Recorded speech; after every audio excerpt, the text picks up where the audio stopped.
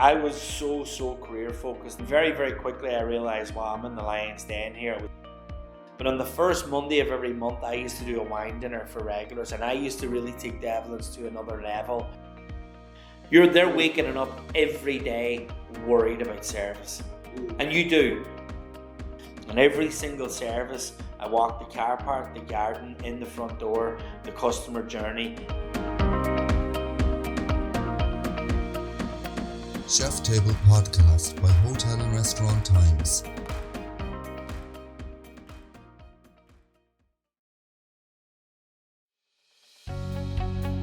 Welcome to the Hotel and Restaurant Times podcast.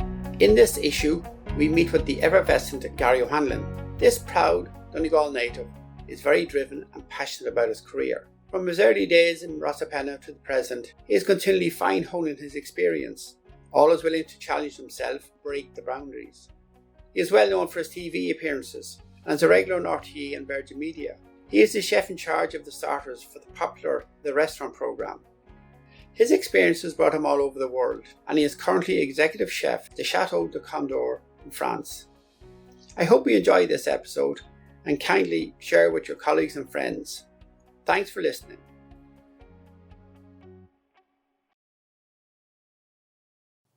Okay, good morning. We're here with Gary O'Hanlon. Gary, where are you from originally? Ramelton in County Donegal. Mm-hmm. Yeah, beautiful Donegal. Beautiful Donegal. And what brought you into the culinary arena?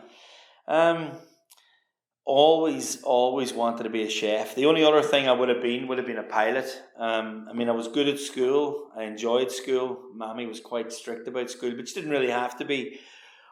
Definitely not with me and my older brother anyway, because we got the head stuck into homework early, and all I was interested in was football and how quick I could get out, and the quicker homework was done, the quicker we got out, so we always got stuck into it. But I just had an interest. My aunt Det is the executive chef of the Rosapenna in Downings, where I started my career, and I'd always hoped to get in there for a summer job. And I was just about old enough the day my junior cert finished to start washing the pots there. But obviously by then, I'm now in third year, and I'm very much nailed and dialed in that I'd already realised that I need a few years experience. At that time, to get into Killybegs, there was going to be zero chance of me getting in without having experience. So even the first day of secondary school at St. Eunan's, I remember my next door neighbour, Tank, we put on a 50 quid bet, which I forgot about, but he coughed up the night of my 21st, and he had said to me, we put this bet on the first day at St. Eunan's when you said you were going to be a chef. And I was like, nobody knows what they want to be when they finish school. And I says, well, I do, and that's what I'm going to be. And as I say, like, being a pilot was the only thing that for a period maybe was veering me away from that. But I would say that all the way through first year, second year, I was like, right, well, what do I need to do so that whenever I finish my leaving, which was always on the cards, there was never going to be a question of me not doing that. But I just want to know what I need to be doing to make sure and guarantee that I get into Killybegs, because obviously I had my aunt in the business, and I was able to ask questions and know that, there's going to be 15, 16, 1,700 applications for 100 spots. Killybegs used to have a thing called October Talk, so after 4 weeks, I think the least performing 10 were moved on. So 90 got to stay. So it was serious business back then. It's quite sad now, like that, culinary colleges, a lot of them are kind of begging out for people to come to them, you know what I mean? It's a very different world we're in today, but that's where it was back then. And you had to have your I's dotted and T's crossed to make sure that, like, I was on a career path and nothing was going to get in the way of it, So you're very focused. You obviously had your focus on that, and academically, you obviously were very good at the books. Yeah, very much. And look, like any chef, we're in Carton House today, and I'm pretty sure if Gary didn't know how to put two and two together, there's no way you could work in a place like this. I've been a director of a company as well, and look, without a shadow of a doubt, sadly or not, or otherwise, when you get to the top, sometimes you find yourself maybe cooking a wee bit less depending on what role that you're in. But if you're not able to control the boardroom, have the etiquette of a boardroom, manage staff, manage rotas, manage budgets, understand costings, and understand the cost of sales, you'll be moved on very, very quickly from the big jobs and the big boy jobs. You know what I mean? So yeah, for sure, education, thankfully, was a big part of my life, and I kept the focus on that, and even still to this day, like whether I'm in bigger businesses or bigger companies or small, I always try to surround myself with people that are strong in certain fields, and that's, if anybody listening to this thinks that they can do it all, you can't, because that's something I've always done. I don't have a team of centre forwards everywhere I work. I always have people that are good in certain situations, and always make sure you've got that support. And all these big jobs that I've had over the years, from Boston to Ireland, the team has been a big part of it for me, and whatever successes I've had, they'd all be a big part of that too. Okay, so give us a little bit of I suppose a chronological view of what happened when you did your Killybegs stint, and you obviously got your credentials. Yeah. Can you remember your first job? Yeah, well, my first job post-college was in East Belfast and around the Good Friday peace talks, would you believe? I had been living in Dundalk on my last placement, and funny enough, like growing up in a predominantly Protestant Ramelton, and 60-70% of your friends being Protestant, me being Catholic, and being very close to the Troubles, growing up in the 80s and 90s in Donegal. It's a bit different to people living in Longford, where I live now, and further down. Like we were 20 minutes from Derry, but still a million miles away, if that makes sense. But I realised that I had a very northern accent when I was in Dundalk, and then I met a guy from Dundalk who was the head chef of one of the restaurants, La Scala, in the Hastings owned Stormont Hotel. So he offered me a job, and at that time they'd won the best 4-star hotel in the British Isles. It was really good. They had a really high-end fine dining restaurant in McMaster's, a massive conference and banqueting business, and then you had the La Scala Bistro that probably even to that time was the best food I'd been exposed to. But you're doing 200 to 300 covers a night. So they offered me a job, a chef de partie job up there, and I took that. And very quickly, I went from being a northern bastard to a Fenian bastard. And I was like, Jesus Christ, this is insane, But I was so career focused, and I said I'd go for at least a year and do whatever. But I mean, very, very quickly, I realised, wow, I'm in the lion's den here. It was tough. I was made junior sous chef very quickly, because obviously, I'd had a lot of years of grounding in the Rosapena. I was very professional. It had been coached into me from an early day. Killybegs was incredibly strict. Anybody that knows Killybegs and knows of the reputation, I mean, there was no... It was absolutely like you're either performing or you're out. There was just no grey area in Killybegs, and the teaching and the training and the standard of student was insane. So I had maybe better caliber than what I maybe imagined, which was good, but I still was in there and I was focused. And Stephen Isaac was executive chef, was a lovely man, was always really good to me. Like, they made me junior sous quite quickly. And then things started turning a little bit sour in there at that time. It was a tough kitchen, behind the scenes. That's probably the toughest kitchen I worked in. Not like abuseful wise, but yeah, I suppose if you really were to break it down and break down the words and the things that were said to you at 18, 19, it'd probably make the hair stand on the back of your neck. But look, as far as I'm concerned, I'm a young Irish Catholic, and I'm the one that made the decision to go into that lion's den, because I identified that the hotel's good, the chefs are good. I'm going to learn from banqueting and conferencing. I'm going to be learning bistro, high volume, whatever, and then McMaster's and fine dining. I had 3 amazing things there to really latch onto and to learn and to add to my resume under one roof. And fucked if I was going to let a little bit of, abuse about being a Fenian bother me, because it didn't bother me, and I'm a good fighter. So I quite often, as bad as it is, like, I had to stand up for myself a couple of times, like, and bust heads. And, it was normal, you know what I mean? I was like, you'd have a row and you move on, like, but I wouldn't be able to do that now. Like, I wouldn't be able to work in that environment. I turned 44 there the other day, and I'm thinking, Jesus Christ, like, the things that didn't bother me at 18 or 19, I'd be like, oh God, like, I couldn't. I suppose you know more and you learn more and you become more evolved, and you're like, oh Jesus, this isn't normal. You become mature. Well, you become mature, but I'm like going like, Jesus, like, or even mature in the sense of like like, I can't be letting people talk to me like this. Like, this is mental. But you knew no different. Like, it was just like, no. I said I'm staying a year. I'm going to get through whatever's coming my way. And sure, look, it was what it was. And I don't know if it scars you or if it builds you for the rest of life and tough stuff. But I mean, I loved my time there as well at Stormont, you know what I mean? But it definitely wasn't for the faint of heart, like, you know what I mean? And from there I moved on to Galway. I went down there to be a chef de partie in the Salthill Hotel in the Murray family. And after a few days, Michael Murray said to me, look, you know, you're the best chef we've come across. Goes like there was a girl in there that went to college with me by coincidence, and he goes, look, I want you to be the head chef. And I was like 19 or 20. I says, no. And he goes, look, you're running the place fine. We have a good team of chefs, and bring in a few of your own. So for those couple of years, I was like, look, maybe going to move to Australia or whatever. It turned out a year and a half later, it ended up being America and Boston. But I was the head chef, a very young head chef of the Salthill Hotel, and that was a real learning experience, and I found it easy. Yeah, because that would have been a very much a go-to destination for a lot of holidays. That was a busy hotel. We had huge wedding business. The restaurant was just like a everyday 4-star hotel. Like it was, and the Galway Bay next door was being built around that time. It was being built as I worked there. So and that would have been the talk of the West at the time, like this big yellow mansion of a hotel, like that right on the waterfront in Salthill. So yeah, I had a great time. I was sort of the last head chef I'd say the Murray family had. I moved to Boston in 99 and they sold it not long after. But look, it was a decision I made and I saved, and look, I was earning a bit of money. I probably should have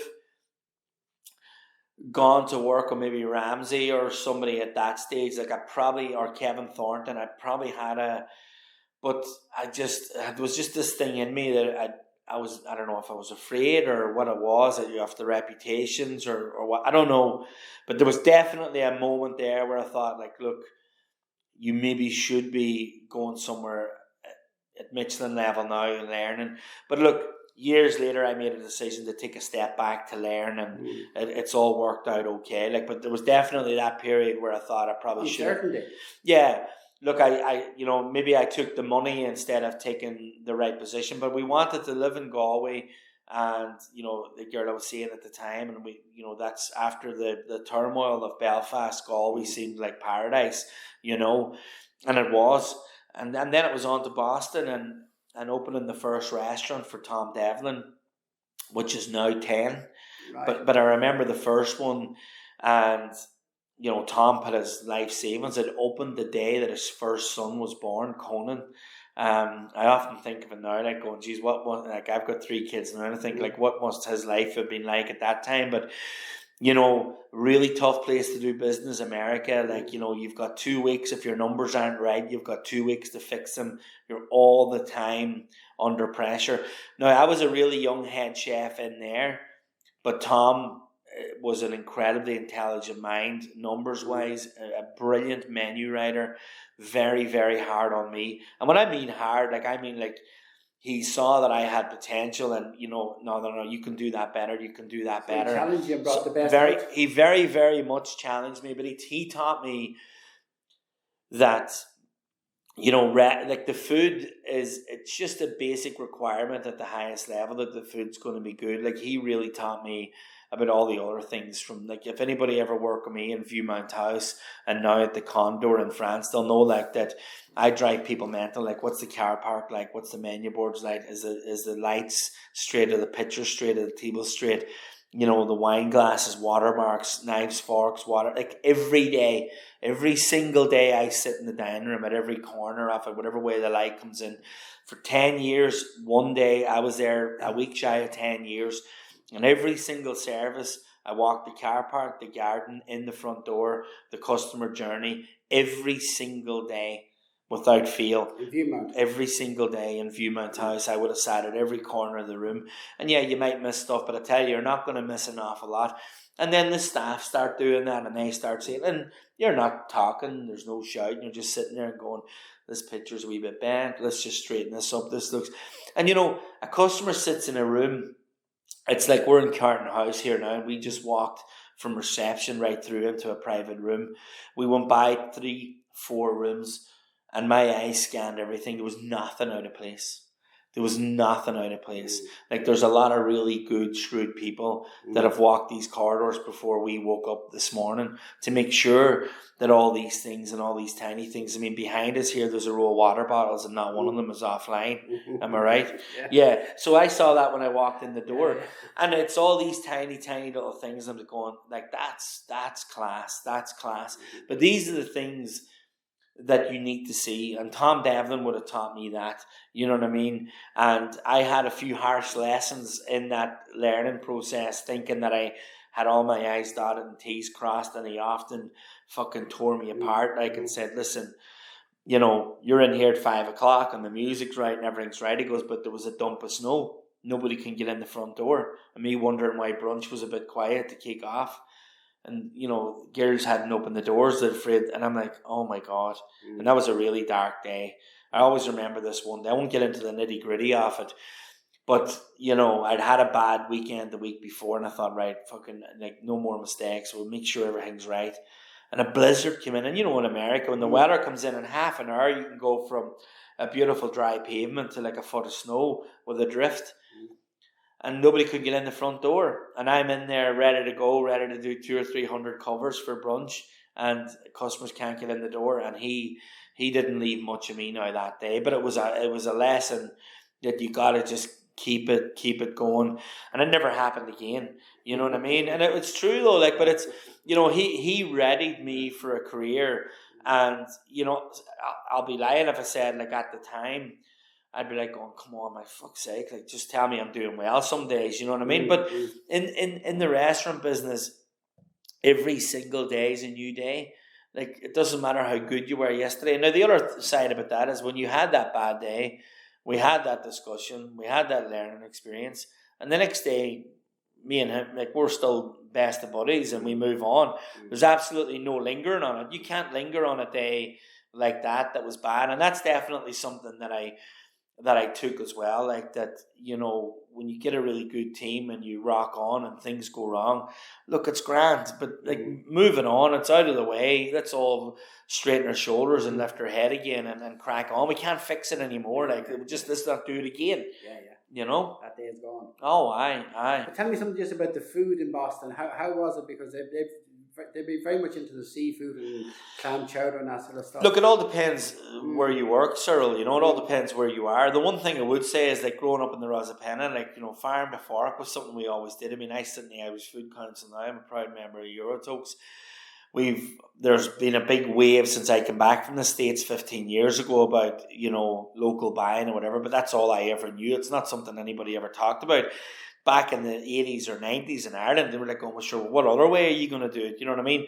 Granted, a few fancy restaurants come into town and buying something from Paris or Russia or Europe was maybe deemed to be a better mushroom or a better this or a better that. But for me in my career and where I came from, buying off the Logs down the road and carrying lobster boxes across the beach at Downings Beach into the kitchen was normal.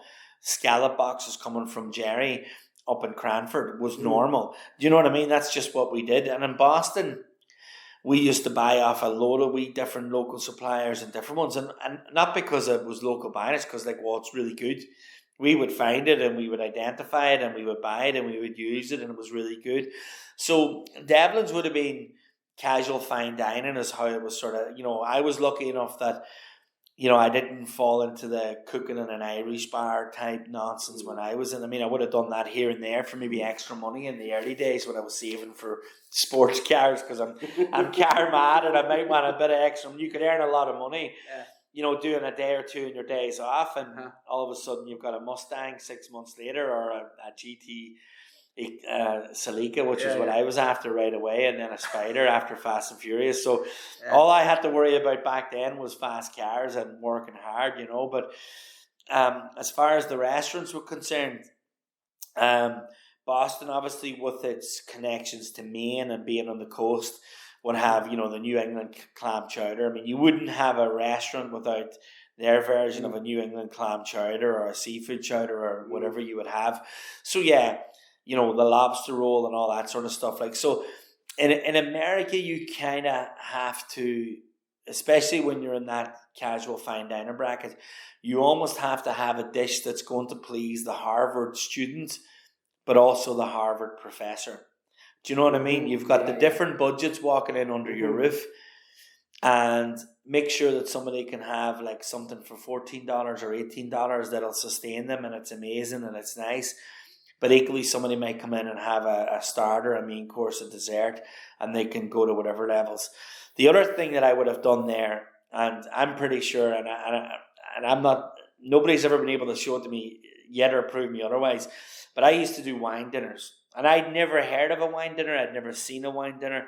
But on the first Monday of every month, I used to do a wine dinner for regulars. And I used to really take Devlin's to another level on those. And as a young head chef, I really benefited from that being school for me. So I had 2 or 3 weeks every month to get myself ready on my spare time. So Tom was like, you got to read and read and read and read, and constantly at me to be learning all the time. So I used to do maybe like a taste of Scandinavia, a taste of Cape Cod, a taste of France, a taste of Germany, a taste of Austria, a taste of Ireland, whatever it would be. And I would pick that cuisine or dishes and go through it, the early days of the internet, and Google it, and books and reading and trying to find words. Epicurious.com became my Bible. And we had regulars that would come like maybe once a week or whatever, but then we had this core cult following for those wine dinners, and they were amazing. Because obviously in the casual fine dining spectrum, I'm a young chef, I've got notions of myself, I just want white tablecloth, really, really fancy. But that wasn't exactly the environment. But for that one night, it was fine dining and nothing else. Now every other night the food was amazing, it was nice, but I wasn't dishing out like little pan pasta dishes or flatbreads or a pizza and a cocktail thing or whatever. But, I learned an awful lot about myself, and Tom pushed me to big levels. And look, it has sustained me all through the rest of my career, I would say, you know what I mean? And I'm very much find myself sounding like Tom an awful lot as the years, it's almost like ourselves. We grow up and you hear your parents and yourself. Well, I hear him when I'm in the kitchen or I'm on the chateau floor and walking the chateau. I talk like Tom Devlin and I think like Tom Devlin and I act. And Mr. Casey at the Rosa Pena was exactly the same. Just excellence from the minute you wake up till you go to bed, to make the customer experience feel special. It's all about attention to detail, isn't it? Yeah. If you're looking after the little details all the time, people don't muck around with the big details. Like the big things take care of themselves. Like the water that's behind me that I know is in a perfect line, and all the other paintings as we walk down, and all the other tiny little things, they're all sharp, straight, whatever. You don't need to worry about the table being offline here. There's a beautiful oval table in front of you and I in the centre of this room. There's 2 statues above a beautiful fireplace. They're absolutely centred. You don't need to worry about the lamp in the corner or the coat hanger that's in the corner behind me being offline, because all the little things are right. The big things then take care of themselves, because people know that there's people walking around like going, Jesus, Gary's going to see that, or Niall's going to see that, or somebody's going to see that, fix it. And the big stuff takes care of itself, and that's you have a huge amount of moving parts in a restaurant or a bar or a hotel in particular. So many, like, customers move stuff, customers lift stuff, and when you come on stuff and you move it and change, there's nobody going hunting who moved that. It's going to be out of place, but just that everybody is constantly on the floor's a wee bit dirty up there. Grab the cordless hoover, bang, bang, bang, bang, bang, bang. You're always keeping on top. Think of your own house with 1 or 2 adults and 1 or 2 kids. It can be upside down in the space of an hour. A hotel times 400 or 500, and that's what you have walking around all the time. But it is important that all the wee details are looked after from the minute you wake up to the minute you go to bed. That's what you're paid to do. When your time in the View Mountain, when did you come back from Boston? I came back from Boston in 2005, and I actually originally looked at Viewmount House. I was looking to work around the Midlands. And were you married at this stage? No, but I'd been going out with a girl from Athlone, and that's the only reason I ever left America, and that's what had me kind of around the Midlands. There was nowhere really in Athlone good enough that I wanted to work in. And I'd seen this ad in the Indo around January of 2005, and I looked at Viewmount, but when I drove in, I went, like, something happened in my gut. I went, oh my God, this is the one. Because, then got there, and the restaurant's in converted stables for anybody who's been to Viewmount or VM at Viewmount House. But I said to James, like, look, you know, when people come to sit down and read the menu, like, you know, you can't have people walk from the house in high heels over the stones into the building where the restaurant is. So he wanted to open it, and I said, well, you can open it all you want, but it won't be with me. And, you know, they offered me the job, and I says, no, like, it's not perfect. And I, you know, probably was not, I was 20, at that time, 26 or 27. Pretty ballsy for a 26. Yeah, I know when I think back now. But I said to him, I goes, look, it's not going to be perfect. But like, I was right. And he then built the 7 suites, and connected the house and added a bar, and it was all became interconnected with the old salvage parts. So all the extension blended into the old Georgian house. And then I got a call on the 11th of June. I remember the date. Like, I was actually leaving a job. I'd gone and I'd worked here and there for the couple of years thereafter. The Galway Bay, actually, we ended up being a sous chef in there after my ties from when it was being built. I had a good couple of years there under Dan Murphy, the GM there, director now. And then I got a call about this place, and I was like, well, who are you ringing me? Like, so I goes, no agent is my number, and I hung up, and I went, how do I know that name? And I was like, Jesus, it goes, that's that place in Longford that I really loved 3 years ago. Yeah. So I rang them, Beryl answered, and I met them, and I never met Beryl the first time I went down. So I went down and I met them, and I was like, oh, wow, it's all done, it's all connected. So we were there, and we had a chat or whatever. And Beryl had said to me years later, like, that loads of chefs in the area come looking for work. But James is a big Man United fan, and so am I. And we spent a lot of time talking about United the first time we met. And I think he as much as I was set in Viewmount, he was set on me. Right. And he says, no, I like the Donegal guy. Yeah. And I just by coincidence ended up back in front of them and talking to them, young, free, single, 29 at this stage. And yeah, that was it. I spent a few months there. I unwrapped every knife, fork, sauce, plate, saucer. Would you been involved with, say, the choosing of the cutlery and the crockery and all that? Well, James's best friend would have been a main guy in Waterford Crystal. So James had a really good eye. And they'd gone to Frankfurt to a big show, and he had bought like one of the only places at the time that had Narumi bone china plates. I won't even tell you what they spent on them, but it was tens and tens and tens of thousands. So I was more than happy with the boxes that had arrived. But I opened like Viewmount. Like Christmas time, were you? Yeah, but like I remember we opened Viewmount, and I was buying ice cream, kind of giving it a few minutes to kind of soften, tipping it out into one container, and then using the plastic tubs as bowls. I mean, we didn't have the money to buy an ice cream machine. That took us 2 or 3 months. I was really annoyed waiting to that time because I wanted everything to be ours. But there was no money coming in. I bought the minimum amount of tongs and spoons and tubs and you name it. It was enough to just get by. We would buy stuff that might come in a hard plastic tub. Everything. Get the label off it. Keep that. It's a container for storage. Like for the first few months in Viewmount, it was like a fridge of mixy matchy. Like I like everything to look the same and look neat. But I was like, no, let's make money before we spend money. And I treat everywhere I work like I own it. It's a real big thing for me. I never waste money that's not mine. It sounds like you invest yourself in it. I really do. But the other thing I would say is, you know, I've been working and mucking around here and there for years. When I went to Viewmount that time, I was sad in Ireland. Like I wasn't happy. I had spent a real lot of years in America. I'd just got into 1 or 2 cookbooks. I was starting to kind of get a little bit of a reputation there, get talking to chefs that I really looked up to. I was starting to like make my way in a really big, bold world for a young Irish cook. And then I left. So I was just really disillusioned with Ireland, you know. So when I went to Viewmount in 2008, I said, this is the last fucking job in Ireland. This is it. You know, it says I'm maybe just a wee bit more beans about me. I goes like, I just find the standards aren't brilliant or whatever it'll be. I'm like, you know, I just wasn't that happy. You know, it's very hard. Yeah, and you think that was part of the Celtic Tiger era, that there was that sort of vulgarity and people didn't understand? I'd never really lived here through the Celtic Tiger. The Celtic Tiger had been and not gone, but we were in the tail end of it when I came back. Like, but all those years of the Celtic Tiger, I was in the Celtic Lion in Boston. You know what I mean?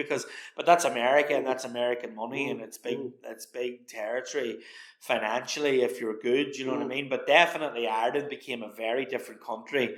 I mean, I left on the punt and I came back on the Euro. You know what I mean? All that sort of happened in them 5-6 years that I was gone. But I definitely sat myself down, and as I often talk to Frankie Mallon and Portmore, we have a one-man board meeting with ourselves every now and again. But I said, no more fucking around. Put your head down. I don't give a shit about any other chef in the country. I never did anyway. Like, I respect a load of them, but I couldn't give honest to God, I'm always happy for their success, but I pay no attention to them. I couldn't give an iota about anybody else. But I said, get in here, get a good team. Don't give a fuck about everyone that's telling you not to go to Longford to work. This place is beautiful. Put your head down. No messing around, and just fucking cook as best as you can. If Nevin can do it in Black Lion, I can do it in Longford. That's what I always told myself. I was like, everybody was telling me Longford's a shithole. I love the place. I still live there to this day. The people are amazing. It's great. And I said, I am on the main road from Dublin to fucking Sligo, the main road from Dublin to Westport. It branches off. The N4 becomes the N5 in Longford. This is an unbelievable opportunity. I'm in the middle of Ireland in a place like this. It has to work. And James and Beryl, the only stipulation with them was I was like going, don't get in my way. I goes, if I'm wasting money or you think I am, James is an accountant by trade, I'll sit down and I will always have an answer. I will always be able to tell you why I bought something, what it cost, why we're using it. My ego will never, ever get in the way in that menu. I fucking guarantee you. And we just started doing things really right and the reputation started growing. But obviously the recession was hitting as well. But the benefit we had is we were never open in the Celtic Tiger. There was never a trail of sales that they saw that was now different. We opened on the 2nd of August 2008. Lehman Brothers had just crashed or was about to or whatever it was. It was all happening. You couldn't get a seat for 9 months.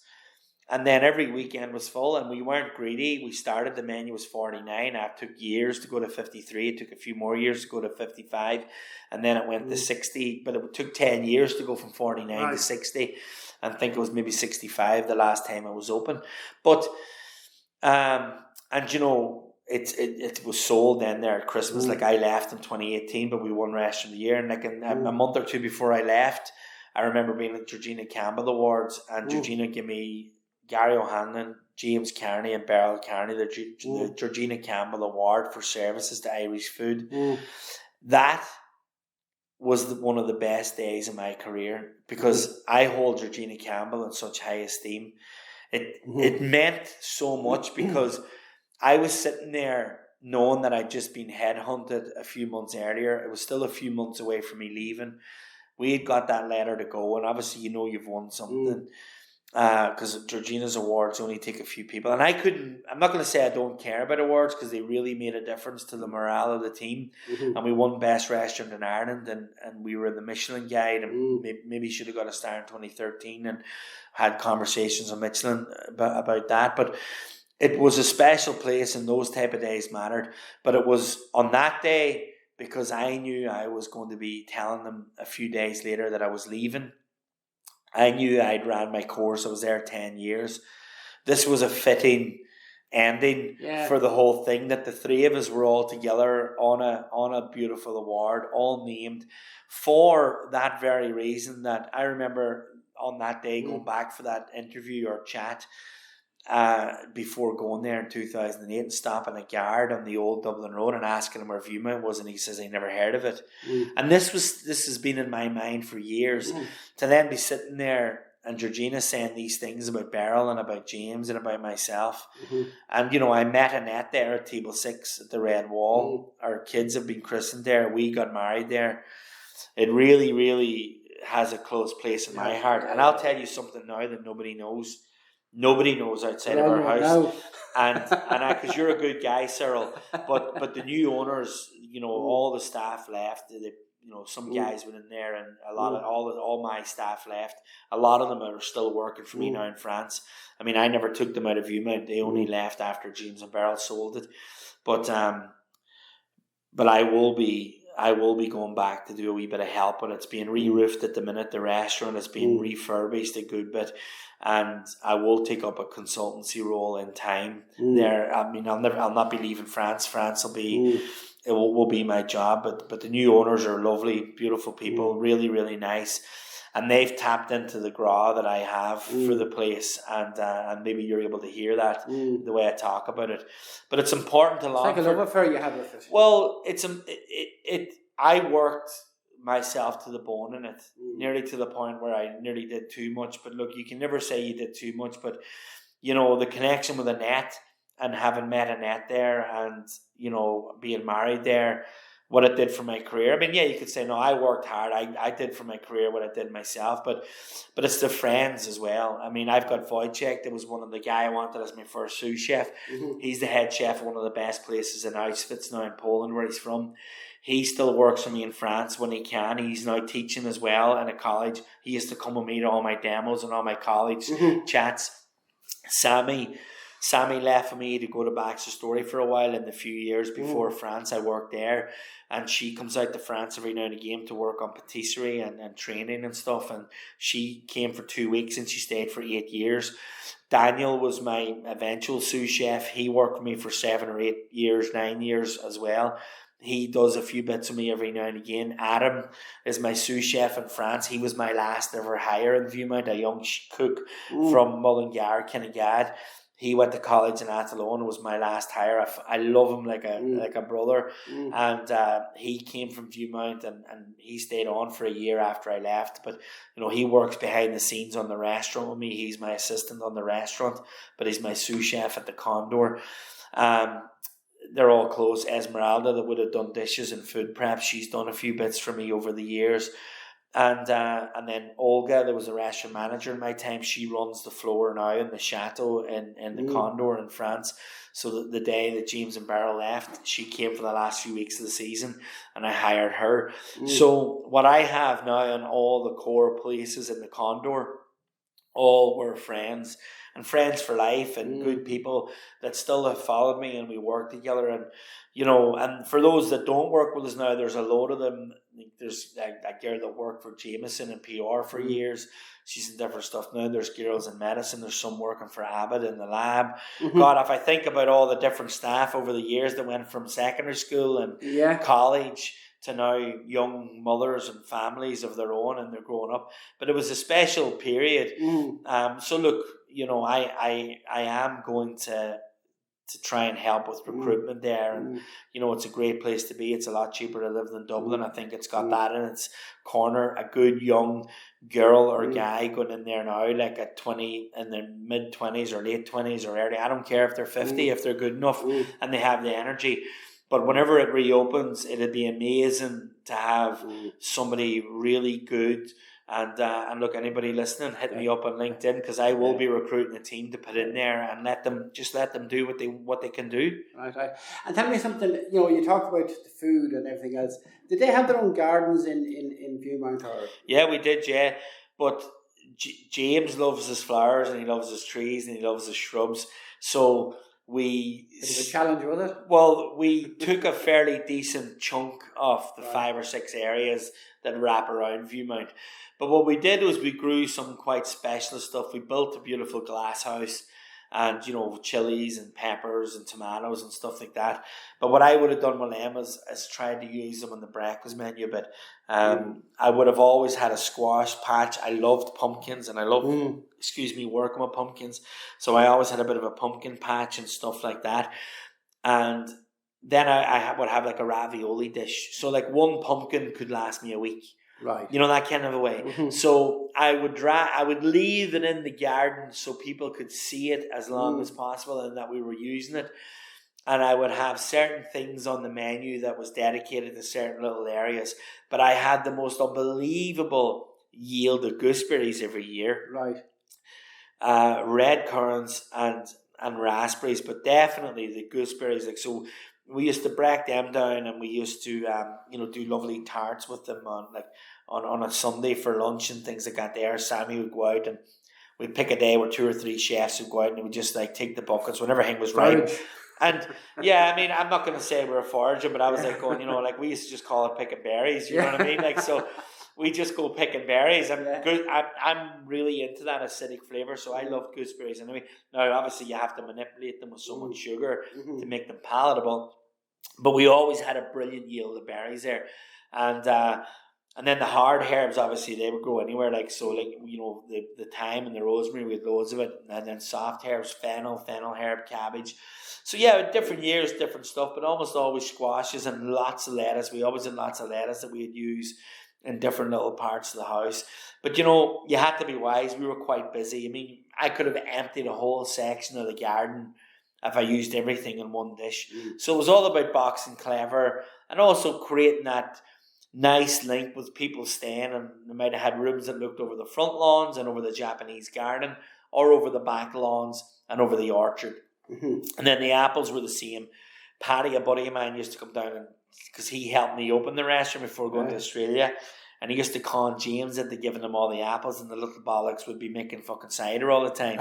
He's got oxtail and ball now and mayo. Paddy's a great guy, Macallan. But we used to say, right, Paddy, stop stealing my apples, you know what I mean? Like, Sammy would break them down.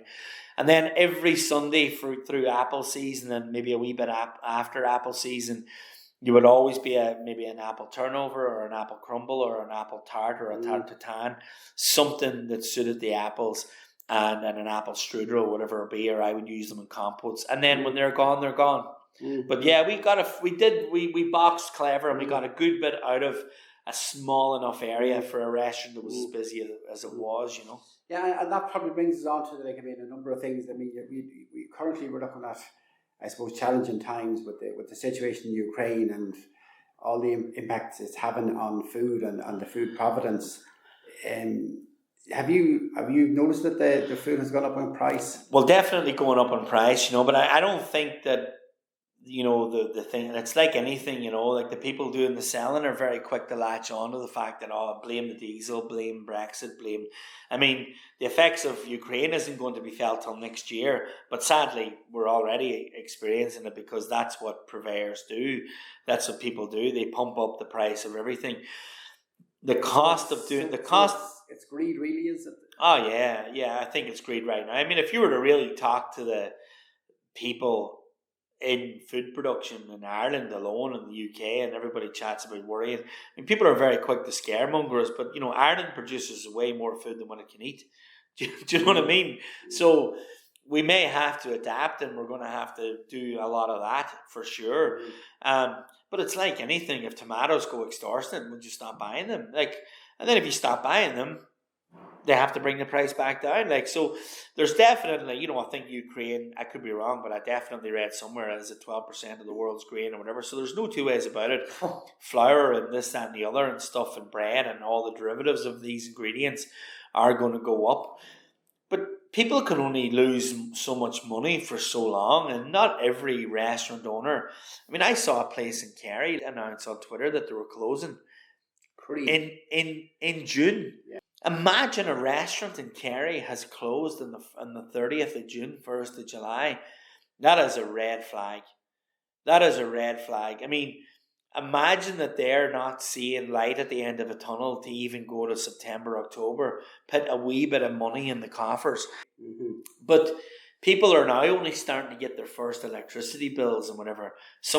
I don't buy in Ireland right now, so I don't know. I'd normally be able to tell you what a tomato costs or what a box costs. I met somebody a few weeks ago that said a box of tomatoes went up €15. I mean, I remember when a box was 16. So Jesus Christ, how much is it to make a salad now? Someone else saying a box of chickens went up 30 quid. I mean, I remember when they were 90 cents each.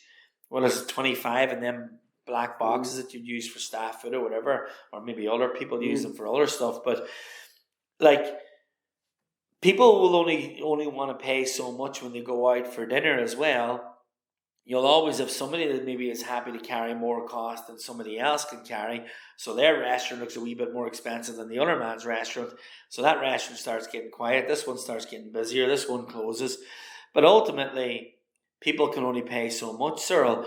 So I think it's the energy cost is the one that's the real big worry for a lot of people. I mean, they're nearly not looking at the price of a tomato right now because their ESB bills have gone up 100% or whatever it'll be. Or their gas.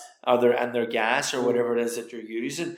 I mean, if you go from 3,200 quid to 7,400 or 7,600, you're like, Jesus. I mean, the stress already that I'm going to say 100% or 95% of kitchens in Ireland and the world, but let's just talk about Ireland today, are short-staffed. They're waking up every day worried about service. And you do. Your insides are sore, your mind is busy, especially if you're seniority or whatever to be, and you're worrying and you're thinking. And that's how you feel when you've got all the staff that you need. What corners do you now need to cut if you are down a guy? I mean, I had somebody from one of the most prestigious hotels in the country with one of the most exciting restaurants to come, about to open, on holiday last week, and the chef that was going to take over let him down on the first week of his holiday, and 2 others followed. So he lost 3 chefs a month out from opening what is going to be a very exciting, beautiful, beautiful restaurant. That is heartbreaking. And that is what's happening, all my friends and all my peers everywhere. And I know it'll be happening to me. I mean, I'm really lucky with a core group of people that I have in France, and they're in situ and they're looked after well. But I don't need a massive crew. But I had an opportunity to work in a 5-star hotel in Ireland over the last few years. I'd had a few offers and a place I would only just absolutely love to work in. But I was like going, how is Gary here? Like, we're recording in Carton House. Like what's going through his mind worrying about business? Because it's one thing to have everybody and you're taking in all the business and you spend all this money and you have this unbelievable property. You want to be able to deliver them for guests. But if you don't have the manpower and you're stretching yourself thin, every day is a problem fixing.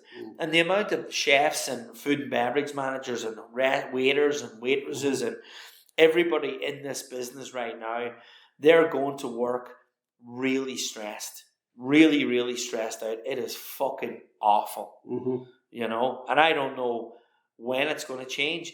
And if somebody gets a full complement of staff today, it means that they've left one of their buddies in the lurch and they've gone somewhere. And what do? You don't want to hire somebody that's been working for your buddy. They're leaving them in May, June, July, whatever month. And but they're like going, well, they're going to leave me in a few months as well. So then you need to hire them. Beggars can't be choosers. It's a vicious circle. It's a very, very different world today to back in the day. There's not enough people in the business. I met with Minister Simon Harris recently about moving the culinary programme in Athlone into the barracks in Longford. That would be a major boost to Longford. The colleges that we have are amazing. Like what the gang are doing over at GMIT. Killybegs will be twinned up with Letterkenny now, and the universities, they're all coming together. But we really need an unbelievable recruitment drive in hospitality. And I know every industry is maybe on their knees, but I only care about mine. But if you look at hospitality, it gets bad press. Yeah. And you talked earlier on there about, your work environment not there and the pressure beyond them not there. And does that have to change, or what has to change to encourage people? Yeah, but here's the thing, right, Cyril? People working Monday to Friday, and I only ever got to experience it, right? For maybe a few years recently. I couldn't believe it. I couldn't believe what I never knew, what it felt like to work Monday to Friday. Because, there's a lot of chefs in that corporate world, and that's the life they choose. And they're brilliant guys. They've got good jobs and different jobs. But I just always had worked in the hotel or fine dining neck of the woods. But I was just like, Jesus Christ, like I can make plans, I can go here, I can go there, I can have weekends off, I can watch Finn Harps, I can go over to United every now and again, I can put my children to bed. I have to say, like I was one of these guys that like, I work at the highest level and that's it. But I nearly would have been better not knowing what a life was, but I did get a taste of it and it was unbelievable. And I just thought, I have a great life anyway, and I had a great life and I still have a great life now and I work hard at it. But the Monday to Friday thing and having the nights off with children, it was unbelievable, the relationship with my children when I was telling them bedtime stories. It's unbelievable. And even now you could say I work in France, but in France it's not every day of the week. It's very high end, very bespoke offering that you get at the Condor. People book it for 3 or 4 nights at a time. It's 25,000 a night to stay. It's all inclusive. People come. It is world class. But it's rare that you get people coming for very long. So I fly in. I look after guests. We do all the shopping, all the buying at the markets. We cook, we mind them, and then they leave, I leave. And when I'm in Ireland, and Annette, whatever Annette needs and the kids needs, I'm there. When I'm gone, I'm gone. There's no grey area. And the time away is short and the time back can be okay. But it all balances itself out. My wife is very happy. My kids are more than happy. And it's brilliant how it's working out. So the question going back to it about attracting people into the industry, this is the problem. People just associate Saturday nights and nighttime with fun and this and that, and all the sport is on and all the good stuff is on at the weekends. Until the whole world starts doing stuff on a Monday day and a Tuesday day and a Wednesday night or whatever, I don't know what universe we live in that anybody can tell anybody that, look, we'll give you weekends off. Most places don't have enough staff to give them weekends off. Everybody wants to eat out at nighttime because they work by day. There really is going to have to be a seismic shift. Now, COVID was one seismic shift in the habits of people. But you've seen how quick the airports have got busy again and how quick people are back to going away for weekends and nights out. They're working from home, and now you can say, well, they can work from a hotel, they can work from here. They're not going to do that. And there's so many more opportunities for children to make money today than when you were going into the work industry and when I was going into the work industry. You ask my daughter now, she's 8 years old, what she wants to be when she grows up. Sadly, she'll probably, I'm going to be a YouTuber. And you ask anybody from 8, 9, 10 up into a certain age, they all see all these people making all this money in different ways. And why would you want to go down a path that's a lot more difficult to make money and least of all make millions or come into this world? And you could say that about accountancy, you could say that about being a doctor, about being a lawyer, about being a nurse, about being a guard, about being a painter, about being a mechanic. There is just so many different options out there. I'm a big advocate for the career. It's given me an unbelievable life. It's a life that no matter where in the world you go, I always used to say to Granny, God rest her, no matter where I am in the world, if I need money, I'll go cook somewhere. Everybody needs to eat, and somebody will always need somebody that's good at cooking to go work for them. And I always rationalized it, but people frowned upon me whenever I said I was going to be a chef. I was obviously very decent academically. My brother's a financial controller for Tato. He's a mathematical genius. He used to say to me, it used to annoy him that I was pretty nifty at school. He studied hard. I did fuck all. I did a bit, but I didn't maybe do as much as him. Because, as I say, well, when I'm in school, I listen because I want to play football when I go home. Right. I'm absolutely laser focused on the teacher. I'm not fucking wasting a minute in this classroom. And that's the way I was. I was like, if I'm going to be here, I can't play football. I'm listening to this shit so that I don't have to do loads of work when I go home. And that's how I live life. I'm like, what are you teaching me? I'm listening and I'm moving on. But look, it's a brilliant career. It is fantastic. It is definitely a different environment to work in now. Obviously, Katie McGuinness came out with, and I couldn't believe what I was reading yesterday when I read Katie McGuinness's piece. Whoever the fuck that is, I don't know. I mean, kitchens are loud and you have swearing or whatever, but this crack of lifting and hitting or whatever, it's mental. I mean, that'll all come out in the wash at some stage. But it is a great career. Like, there's loads of really good people out there that everybody knows who they are that you can go work for. There's some unbelievable companies in Ireland. You can go the Kerry Global way, you can do the food science way. I mean, that's no good to me, but I do want people in fine dining kitchens or whatever. But I've worked with Kerry Group on different things over the years. I see the opportunities of a world in food. But if you start with cooking and you do 10 or 15 years and you contribute to the business, and then you have your degrees now, which wasn't there in my day, and then you want to branch out or work for a Gather or work for an Aramark or another good company like in that line. You want to work Monday to Friday 9 to 5, but you've garnered all this knowledge at the highest end all over the world. It will carry you a whole career because you'll be so knowledgeable and advanced and whatnot, and then maybe wind it down and go into the food science end, because you will bring so much knowledge and so much. So you can definitely have that wave that contributes to the restaurant and hotel sector and bar sector and food and beverage sector. And then they have the skills to go on and make decisions and have that education behind them that'll bring them into Monday to Friday work or 3-day work or working from home work, because you can't cook a dinner from home. And everybody likes the idea of not having that option. I mean, we don't have tons of that option in my world, but it's a worrying time. But I think right now the big focus, as I said to Minister Simon Harris recently when we had lunch, is put careers like being a mechanic or being a chef or being a hotel manager front and centre in the CAOs. When they open the websites, take away the snobbery of people doing so many degrees that gets them nothing. There are so many degrees out there and people going to college for college's sake. Well, you're like, encourage them that, people, a lot of people, and especially in Ireland today, they frown on this type of work. They don't, apprenticeships are not given. When CERT was disbanded, I'm like going, like, there's the age of people that are able to fix things around the world is dramatically increasing. I think the average age of a construction worker in New York City is 56. Like, how old are people working in that world if that's what they're stuck at? You know what I mean? Like, that they're having people really old to get an average age of 56.